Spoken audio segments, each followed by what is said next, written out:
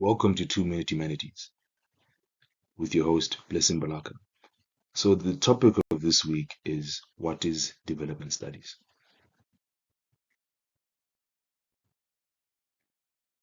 So, we have to start, of course, with the historical origins. How did this discipline emerge? So, development studies develop. What is development? Development, of course, is a process of being underdeveloped to being developed. But one might say, I'm not particularly answering your question, but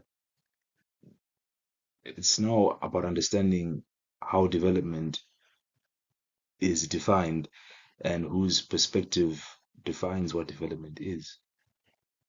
So conventionally, in development studies, especially if we attest or we we lean towards the theoretical reasoning of modernization scholars, development in itself was something which was particularly Eurocentric or Americanized in its definition. So by juxtaposing Western ideals or looking at the Western society and looking at the African continent, what was lacking in the African continent was categorized as underdeveloped.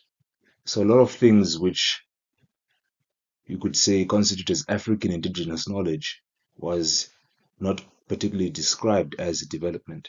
So development was defined through this Western lens. So when newly independent countries emerged in Asia, Latin America, and Africa post World War II, following the success of the most successful structural adjustment program in Western Europe, which helped to recover the European economy post World War II, it was then this same logic and this same lens which was used to cater and to promote development policy in these same countries. So the agenda of this was to promote economic growth and to facilitate economic development through policy initiatives which were meant to redress inequalities. However, this approach towards the ideal trajectory for development, as with all as as with all theories, contributed to theoretical contestations between academics. Modernization theorists are more of modernization theorists are the ones who utilize this Western European lens to promote development, whilst a radical theory which rejected this imposition, such as dependency theory, utilized the neo-Marxist lens, which introduced theories such as neocolonialism by showcasing how modernization theories' linear approach to development had failed to properly achieve development goals. So, of course, with all theoretical contestations, it's going to be a boxing match, and it's difficult for one to concede. And some have used arguments such as the internal factors of corruption, bad governance, as reasons for why their modernization theory based institutions failed to achieve development. For example, if we're to say that the United Nations has an agenda to underdevelop Africa, that would be a bit far-fetched. It's not something which they explicitly state. They would say that your governments are corrupt, your governments instigate or utilize bad governance. That is the reasons for your failure. Whilst the radical Marxist lens, which is categorized by dependency scholarship, one of those particular theorists, such as Raoul Prebisch, um, of course, claimed that there's there's a lack of equilibrium between the West and the developing countries. He was mentioning that there was resource exploitation from by the West, by looking at how a lot of the economic policies facilitated um, the exploitation of raw materials, minerals from third world countries, which would later to be produced in the third world, produced in the first world countries and resold to the third world countries. This same critique was also introduced by Kwame Nkrumah. Kwame Nkrumah, who was Ghana's first president, who created his theory of neocolonialism, which looked at the systemic destabilizing influences on the African continent and how all these systemic destabilizing influences contributed to a new form of colonialism, the rise of a new form of imperialism from the West, which contributed to further destabilization of the African continent for Western gain.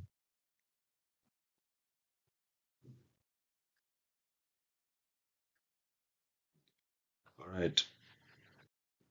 So now we have, I wouldn't say been thrown in the deep end, but I've given a rough synopsis of this of the sort of theoretical debates which exist within the discipline of development studies. But development studies in itself is a multidisciplinary academic field that explores social, economic, political, and environmental factors that contribute to inequality and poverty, such as the pre-discussed theories. So there is a focus on the global south. Um, the field investigates development challenges, particularly in low to middle income countries, focusing on issues such as poverty, alleviation inequality, governance, and sustainability. There's a broad approach because it integrates knowledge from economics, political science, sociology, anthropology, environmental studies, all to synthesize them into one way of looking at development. But of course, it's always important to specialize and to understand the various nuances and how all these various factors can contribute to development. So, of course, the key themes in the discipline include poverty and inequality, sustainable development, governance, institutions, human rights, and social justice. All of these various subcategories are followed by a rich plethora of literature and academic dialogue, which all have their own various definitions and their own theories for these various things. Like we said, it's a multidisciplinary field. So in the school of public management, there are theories which look at poverty and inequality through that particular lens. In the economic discipline, the economic theories which look at poverty and inequality in that particular lens. Within governance in itself, there are schools such as the new public management theories, which all look at these various institutions through those particular lenses, such as human rights and social justice.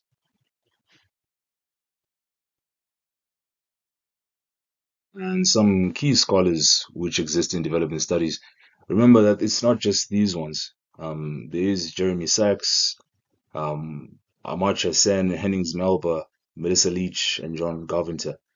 There are a plethora of academic scholars, recent, ancient, like Raoul Prevish, uh, Tandika Mkandawire,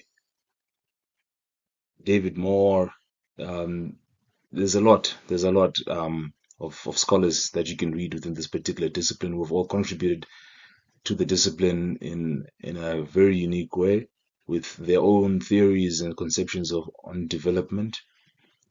Please do read further. Do not be indoctrinated by the sources I provide because there is more key scholars that have contributed to the discipline. So what are the job prospects? Of course, with development studies and its broad nature, it can be difficult to streamline and to find a particular job field. but there are a few, such as being a policy officer for government, policy officer in an NGO, international aid worker for international government agencies, who facilitates in advocacy, a diplomat, of course, who deals with political diplomatic relations with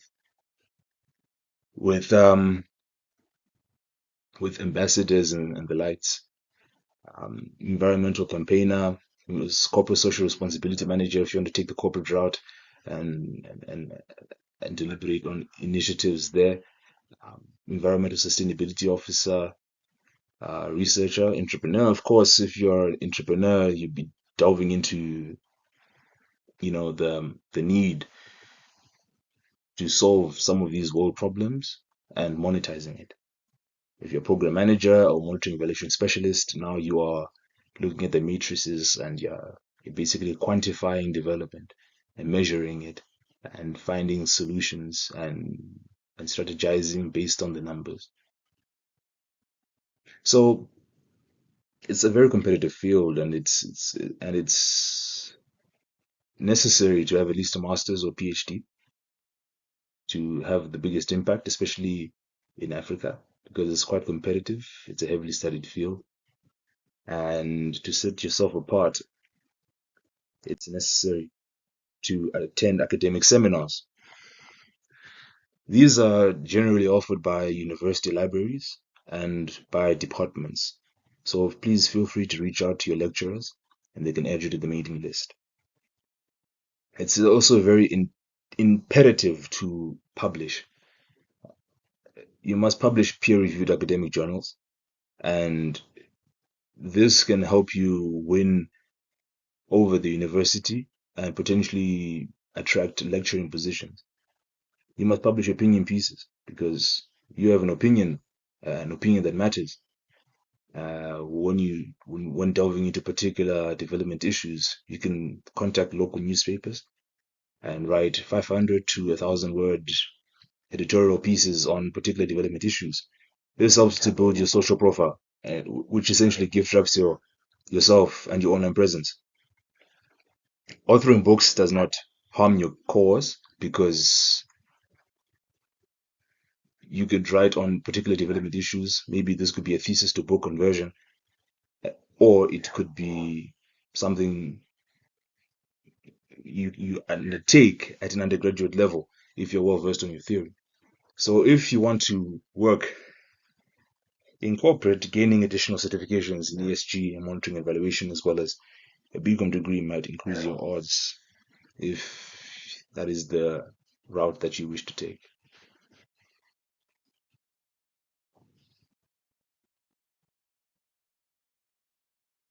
Thank you for watching.